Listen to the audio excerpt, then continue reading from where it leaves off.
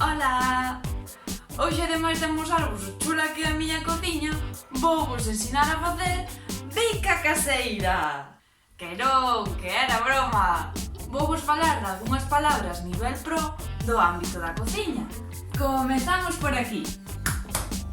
A parte da cociña na que pousamos os ingredientes que imos usar ou na que preparamos algo antes de poñelo ao lume. Encima era. Pois non, en galego a isto chamámoslle mesado. E cando temos todo listo, botámolo na tixola. Si, oíches ben, é tixola, nada de sartén, Tamén podemos preparar unha salsa ca batidora.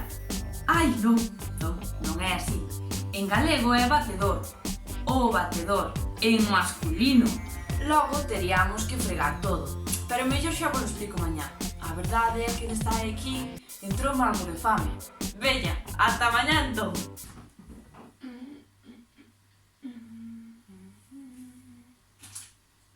Digo eu.